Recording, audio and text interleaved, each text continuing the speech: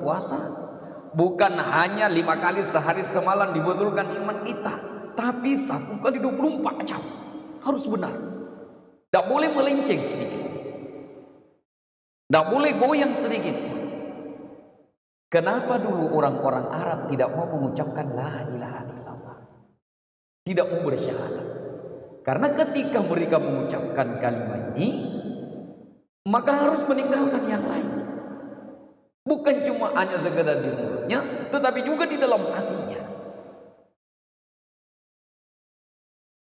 Inilah konsumsinya daripada hati kita. Begitu tingginya daripada besarnya nilai iman ini, sehingga tidak ada yang mampu membeli iman ini. Kenapa? Nilainya mahal. Nilainya mahal. Dan jika sekiranya orang-orang ini mengetahui pentingnya iman, maka konglomerat itu akan berusaha untuk membeli iman. Para penguasa itu akan merebut daripada iman itu. Orang miskin tidak kebagian, rakyat biasa kebagian. Kenapa? Mereka tahu nilai-nilai daripada iman. Seberapa berat, seberapa besar nilai iman itu. Dalam riwayat maupun hadis dikatakan, seorang yang meninggal dunia dengan membawa iman yang sempurna, walaupun sekecil zarrah, maka Allah Subhanahu wa taala akan membalasnya dengan surga yang luasnya 10 kali lebih besar daripada dunia. Ini nilai iman yang paling kecil. Allah balas dengan surga yang luasnya 10 kali lebih besar daripada dunia ini. Dengan syarat iman yang kecil itu harus sempurna. Bagaimana daripada kesempurnaan iman itu tidak bercampur dengan kesyirikan? Bagaimana bentuk kesyirikan itu? Ya ada namanya, kadang kita tanpa kita sadari kita telah berbuat syirik.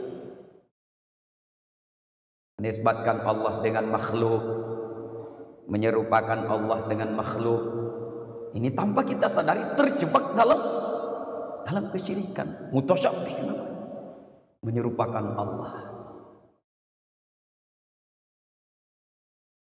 Jauh rahmat Allah SWT. Maka untuk memasukkan iman ini ke dalam hati kita, Nabi SAW berpesan, jadidu imanakum, senantiasalah perbaharui iman kita. Iman itu Pak, kata alim ulama kita, naik turun. Kalau imannya para sahabat naik turun, kalau kita sekarang ini bukan lagi naik turun, tapi keluar masuk. Iman kita keluar masuk. Masih bagus kalau keluar masuk. Kalau sudah keluar tidak masuk lagi, bahaya. Nabi ingatkan kepada kita, jadidu iman aku, perbaharui iman kalian. Sahabat bertanya, kaifa nujaddidu imanana ya Rasulullah? Qala akthiru min qauli la ilaha illallah. Perbanyak ucapkan la ilaha illallah. Bukan hanya mengucapkan di lidah saja, tapi dikesankan dalam hati. Inilah konsumsi iman kita, konsumsi hati kita. Jadi iman itu bukan tempatnya di otak. Iman itu juga bukan tempatnya di bibir, tetapi tempatnya di hati. Jadi selain kita mengucapkan kalimat la ilaha illallah, masukkan keagungan Allah, kebesaran Allah di dalam hati kita dengan cara kita menafikan. Apa itu menafikan? Meniadakan. Tiadakan, tidak ada yang besar. Inilah maksud daripada la ilaha illallah. Apa itu la ilaha? Ini adalah kalimat huruf nafi. Ustaz ya, mungkin kalau tidak salah, huruf la itu adalah huruf nafi. Maknanya kita menafikan daripada makhluk, menisbatkan hanya kepada Allah. Makanya kalimat la ilaha illallah itu alim ulama katakan itu adalah kalimat nafi isbat. Apa itu kalimat nafi isbat?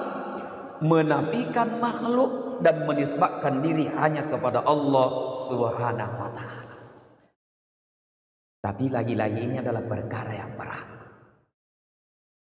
Kalau perkara-perkara yang nampak itu kecil, benda-benda itu kecil, semuanya kecil. Rumah kecil, kendaraan kecil, kantor kecil, bahkan semua ini kecil. Saking kecilnya mudah masuk ke dalam hati kita, mudah masuk ke dalam hati kita. Jadi jangan heran kalau tak gores ki mobil, tak gores tongnya dia. Kenapa? Masuk di hati dia. Terbakar di rumah, terbakar tongnya dia.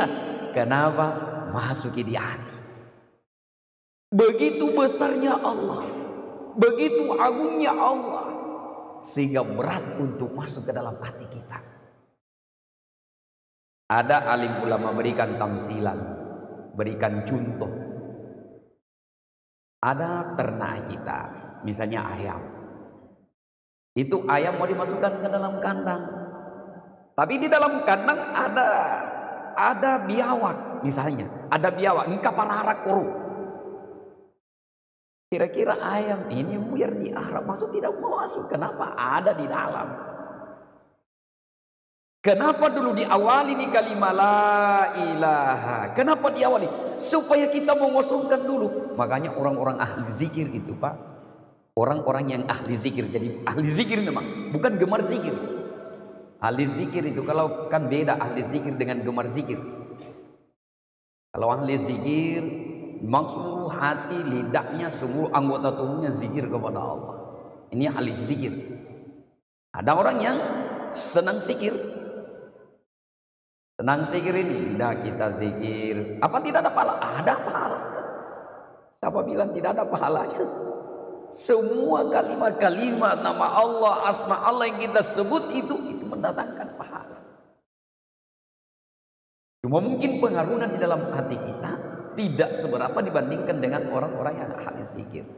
Kenapa orang berzikir yang ahli zikir terkadang menundukkan, mengosongkan hati, kemudian dia angkat kepalanya sampai mengucapkan la ilaha, berhenti. Maknanya semua yang ada di dalam hati selain Allah itu dibuang ke belakang. La ilaha illallah. Kenapa terakhir di sini?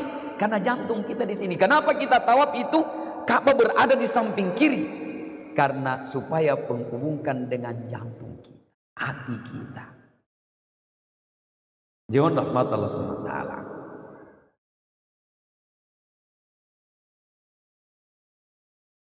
Kita sebenarnya hadirin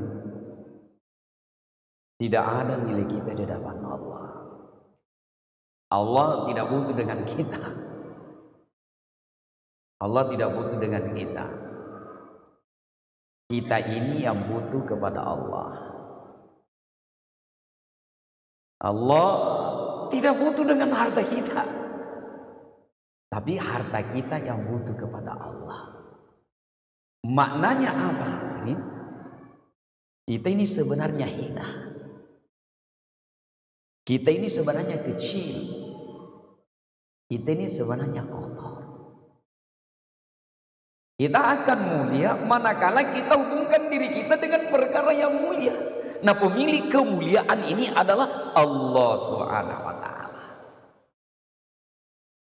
Ulama kita berikan tamsilan seperti ini. Itu apa itu? Apa namanya itu, Ustaz? Itu yang seperti ini. Yang seperti ini. Apa lagi namanya itu? Itu ya bau. Astagfirullah. Itu baut kecil. Baut kecil adil. Harganya murah.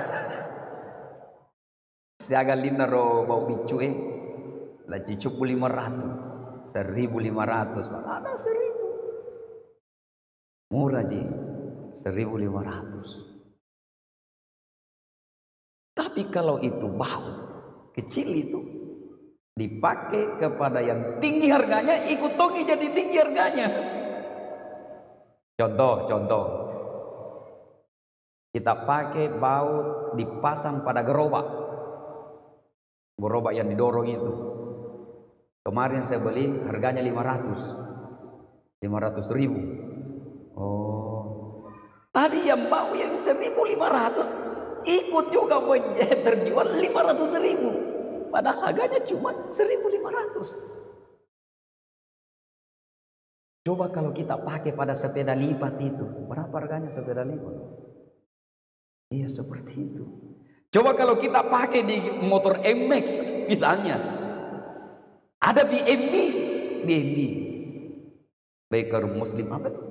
Baker Muslim apa? Satu Bulukumba. Beli bau 1.500. Lepasan di MX-nya. Besok-besoknya dijual itu MX. Ikut tunggi terjual 20 juta. Kenapa? Dia dipasang di MX. Coba kalau dipasang di Toyota Veloz. Ada Toyota di sini. Ada yang kerja di Toyota. Dipasang di Toyota Veloz misalnya. Harganya bisa jadi 360 juta. Coba kalau dipasang di Fortuner,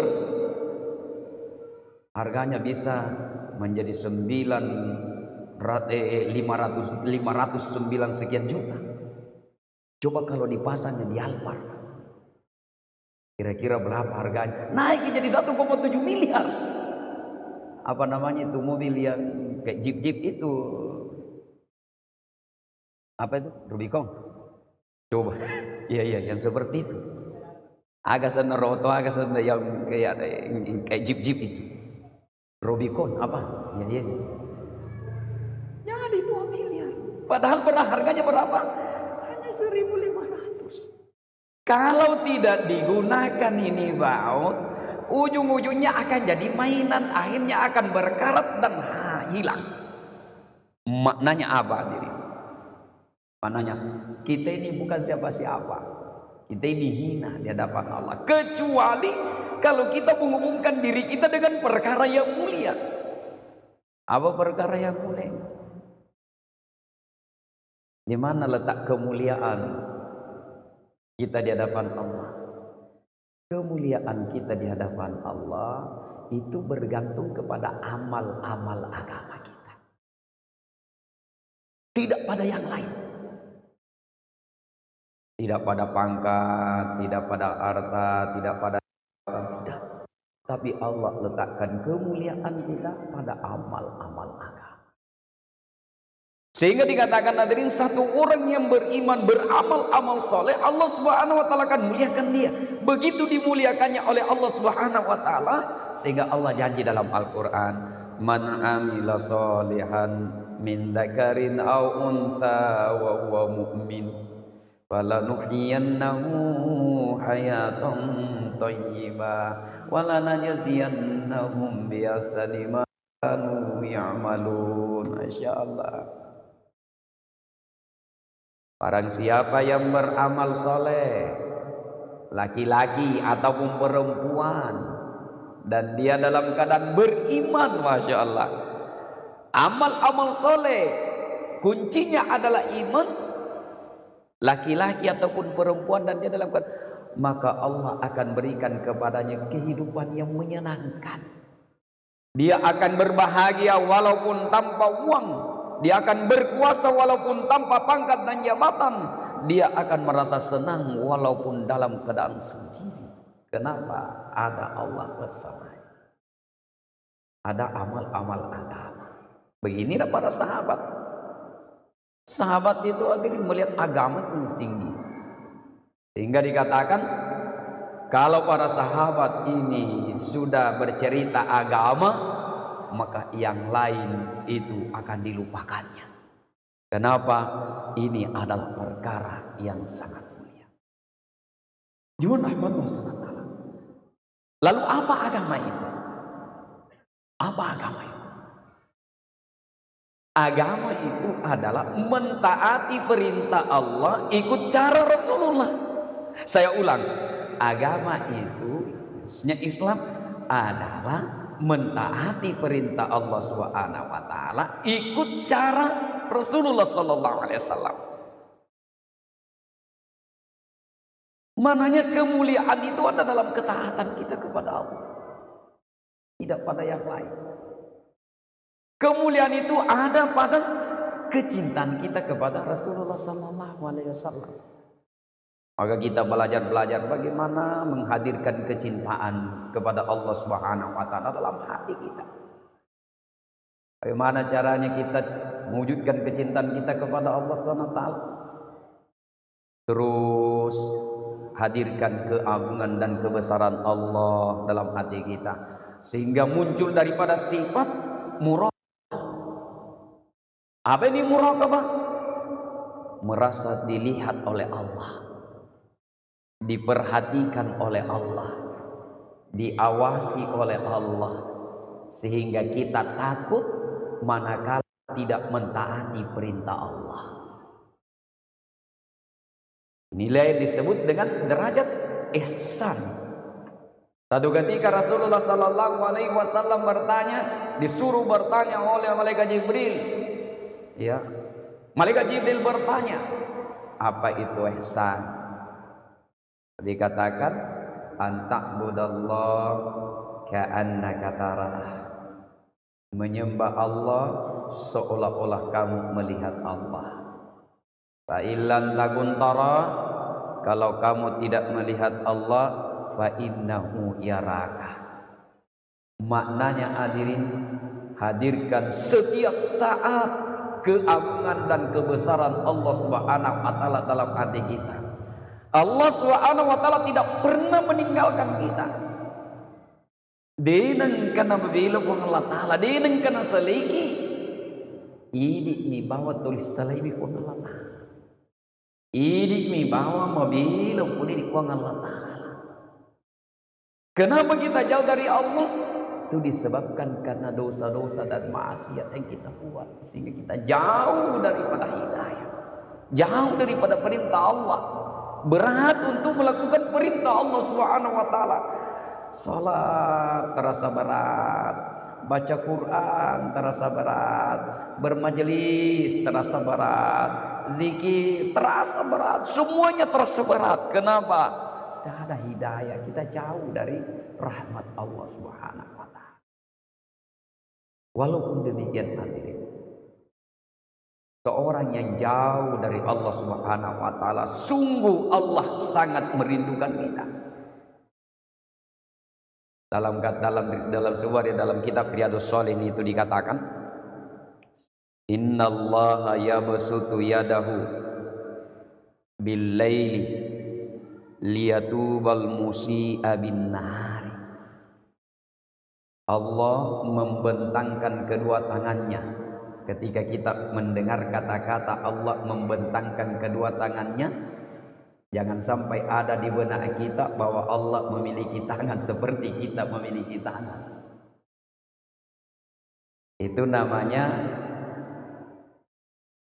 namanya menyemarakan Allah dengan makhluk. Padahal Allah di dalam Al-Quran dikatakan laisa kamitslihi syai'un. Tidak ada yang serupa Allah, tidak ada sesuatu yang serupa dengan Allah, sesuatu baik dari segi sifat, perbuatan, perkataan, laisa kamitslihi syai'un. Begitu juga dengan tempat. Kalau mendengar kata-kata Allah di atas, jangan dibayangkan bahwa Allah itu di atas. Ini namanya mutasyabih. Kita hanya di dalam Al-Quran surah Al-Imran itu Ustaz, ayat berapa itu? Dalam surah Al-Imran itu lupa itu si ayat berapa itu Ustaz itu? Huwallazi anzala 'alaika minhu ayatun muhkamatun hunna ummul kitabi wa ukharu mutasyabihat. ayat-ayat mutasyabih. Ini ayat-ayat mutasyabih ini hanya Allah yang tahu tawilnya. Jangan kita katakan seperti ini loh tawilnya seperti itu. Laisa kamitslihi syai'un. Tidak ada. Kalau katakan Allah itu di atas berarti kita menisbahkan Allah dengan makhluk seperti kita. Allah tidak butuh dengan ruang, tidak butuh dengan tempat. Di dalam Al-Quran memang sebanyak 6 sampai 7 kali disebut itu. Sampai 7 kali disebut dalam Al-Quran kayaknya. 7 kali. Iya betul. Sampai 7 kali. Saya yakinkan 7 kali, Pak. 7 kali diulang-ulang dalam Al-Quran itu. Lillahil arsyustawa. Allah bersemayam di atas arsy. Garis bawahi ini adalah ayat mutasyabih. Jangan kita katakan lalu Allah tinggal di arsy. Allah tidak butuh tempat, Allah tidak butuh ruang. Jangan sampai kita terperangkap dalam kesyirikan yang seperti ini. Ayat mutasyabih. Maka ada yang berikan pemahaman bahwa Allah turun dari arsy itu. Allah turun dari arsy ke langit pertama seperti kita turun dari mimbar. La haula wala quwata illa billah. Maka pentinglah ini kita buka lagi. Bagaimana tauhid kita? Kita mesti mengetahui sifat-sifat wajib bagi Allah. Laisa wujud, qidam, baqa. Itu dari dulu kita diajarkan seperti ulama-ulama kita. Ulama-ulama kita sudah ajarkan dari dulu itu sifat wajib bagi Allah. Yang paling penting adalah muhalafatu lil hawadithi, berbeda dengan makhluk. Jadi apapun yang ada di benak kita, apapun yang ada di benak kita tentang Allah, maka itu bukan Allah. Saya ulang, apapun yang terbenak dalam hati kita, dalam pikiran kita tentang Allah, Allah memiliki wajah, Allah memiliki tangan, Allah memiliki mulut, itu bukan Allah. Kenapa? Laisa kamitslihi syai'un. Al-mukhalafatu lil hawadits, berbeda dengan makhluk. Sampai di sini. Makanya penting kita bagaimana melatih kerohanian kita tentang perkara-perkara ini. Menurut rahmat Allah Subhanahu wa taala.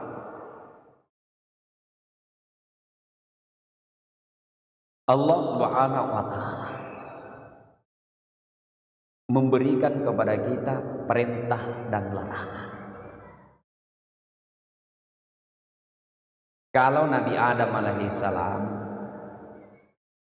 ketika pertama kali diciptakan oleh Allah, hanya satu saja perintah sekaligus larangan. Jangan kamu dekati pohon ini, la taqraba hadhihi syajarah.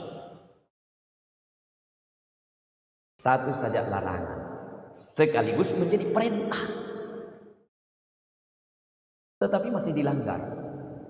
Kita di dunia ini ya hadirin, bukan satu perintah, banyak perintah dalam Al-Quran. Dan semua perintah di dalam Al-Quran itu, perintah Allah di dalam Al-Quran itu adalah ujung-ujungnya adalah berbuat jannah, berbuat kebaikan. Tidaklah di Allah perintahkan satu masalah kecuali di dalamnya ada maslahat kebaikan. Dan tidaklah Allah Subhanahu wa taala melarang satu perbuatan kecuali di dalamnya terdapat daripada mudarat. Sama dengan sunnah Rasulullah. Tidaklah Nabi melarang, tidaklah Nabi memerintahkan satu perkara kecuali di dalamnya satu kebaikan. Junjungan rahmat Allah SWT. Maka untuk mewujudkan agama dalam kehidupan kita, mewujudkan iman kita kepada Allah SWT dengan benar, ya mesti kita berusaha. Iman ini harus diusahakan, Pak. Iman itu tidak didapatkan hanya dengan duduk-duduk membaca buku tentang iman, membaca buku tentang indah. Iman itu harus diusahakan. Kalau kita tidak usaha atas iman, maka seperti orang yang duduk di dalam sebuah rumah, dek disadari maka daya bolai anuruna agak sana konroro mustas elok nan repah. Magi dek disadari maka delunin rebah nasabak sian rorongan itu we. Sama-sama mau jatuh jadi tidak disadari bahwa ya kita ini rumah mau jatuh. Nanti kita sadari bahwa rumah itu mau jatuh setelah kita keluar dari rumah itu. Ternyata rumah ini miring. Maknanya adalah mata Allah SWT untuk mendapatkan daripada hakikat iman ini. Satu ketika Nabi Musa bertanya, wahai Allah, bagaimana caranya saya menambah imanku kepadamu? Maka Allah katakan, Musa, kalau kamu ingin meningkat imanmu kepadaku, maka ajak orang untuk beriman kepadaku. Ajak orang untuk beriman kepadaku. Jadi ketika kita mengajak orang beriman, sebenarnya bukan berarti orang itu tidak beriman. Contoh, kita mengajak orang untuk sholat, sebenarnya bukan berarti orang itu tidak sholat. Kita mengajak orang untuk beriman bukan berarti mereka tidak beriman, tetapi di dalam diri kita juga ini belum ada hakikat iman. Siapa yang mau mengaku dirinya beriman? Kira-kira siapa yang mau mengaku saya sudah beriman? Kalau seperti ini hadirin, kita telah mewarisi daripada sifat egoisnya iblis. Siapa yang mau kalahkan ibadahnya iblis? 70.000 tahun pertama kali menduduki tinggal di dunia ini sebelum manusia diciptakan. Ini jin yang pertama, inilah ya iblis yang pertama dan kaumnya. Tapi telah membuat kerusakan, akhirnya Azazil iblis inilah yang diangkat oleh Allah SWT karena ibadahnya. Sampai puncaknya menjadi al-muqarrabun, orang yang dekat dengan Allah, bahkan menjadi pemimpin para malaikat. Puncaknya ketika Nabi Adam diciptakan oleh Allah SWT. Orang lagi bertanya, bagaimana Allah ciptakan, bagaimana penciptanya Nabi Adam? Dijawab oleh Allah, inna masala Isa indallahi kamathali Adam khalaqahu min turabin thumma qala lahu kun fayakun. Surah apa itu, Ustaz? Ayat berapa itu? Ada Ustaz aja nu sangit tanah iko. Salah cedek naringa bipa cina Ustaz itu. Pasang buta nama buta nama naringa bipa. Allah. Sesungguhnya penciptaan Isa bin Maryam itu sama dengan penciptaannya Nabi Adam. Khalaqahu min turabin, diciptakan dari tanah. Panjang lagi ceritanya, kamu diceritakan itu bagaimana prosesnya tanah sehingga berhasil diambil, panjang ceritanya. Yang kita jangan dibahas dulu. Terlalu panjang lagi, kembali lagi bagaimana proses dipaksanya tanah dijadikan tubuhnya Nabi Adam, panjang ceritanya. Cuma rahmat Allah SWT.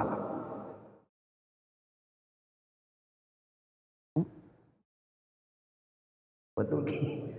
Terakhir, kotak kalau bicara maka tugas lupa.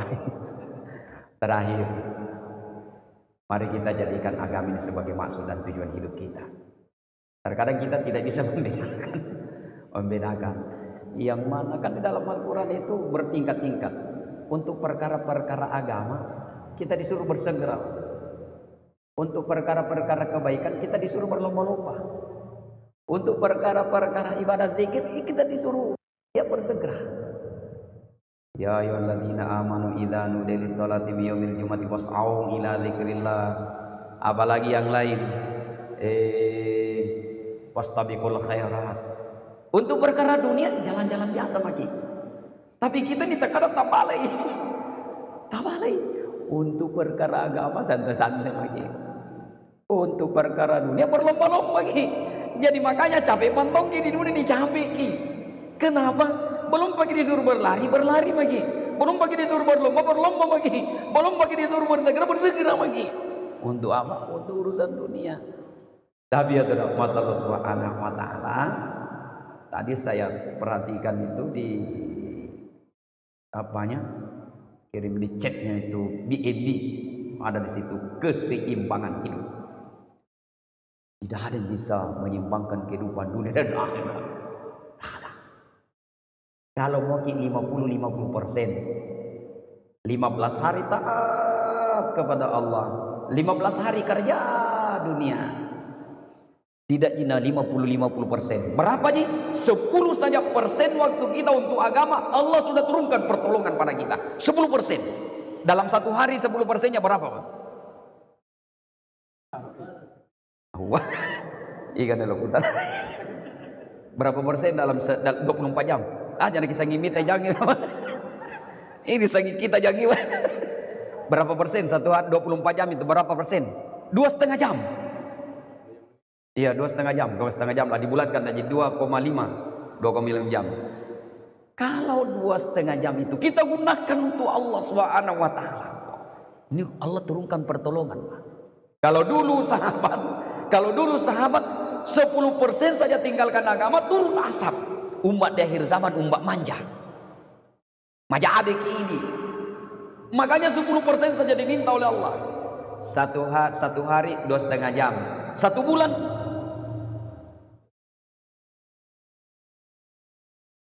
72 jam. 1 bulan 72 jam. Kan dalam 1 hari 24 jam 72 jam. Dalam 1 tahun berapa? 40 hari. Seumur hidup kita, kalau kita rata-ratakan umur kita misalnya 60 tahun, kalau umur Rasulullah 60 tahun, 10% itu 120 hari. Kalau 10%-nya, tapi nanti kita sama kita nih jam itu pesan terakhir, jadikan agama ini sebagai maksud dan tujuan hidup kita, supaya Allah Subhanahu wa taala berikan kemuliaan kepada kita baik di dunia juga nanti kehidupan kita di akhirat insyaallah. Kalau kita tidak bisa jadi baut yang bersih, walaupun kita menjadi baut yang berkarat, tetapi tetap menempel pada mobil Alphard, maka nilai kita akan tetap tinggi. Hadirin, kita ini bukan siapa-siapa, tapi kalau kita hubungkan diri kita dengan Allah, hubungkan diri kita dengan agama, maka Allah Subhanahu wa taala pasti akan berikan kemuliaan kepada kita. Walaupun serba singkat, walaupun serba terbatas, bukan terbatas, dibatasi. Ya, mudah-mudahan ada kesan dalam hati kita dan kita niat amal dan juga sampaikan pada saudara kita insyaallah. Subhanallah subhanallah wa syada la ilaha illa anta astaghfiruka wa atubu ilaik. Wallahu muwaffiq ila aqwamit thariq. Wassalamualaikum warahmatullahi wabarakatuh. Mata mak miton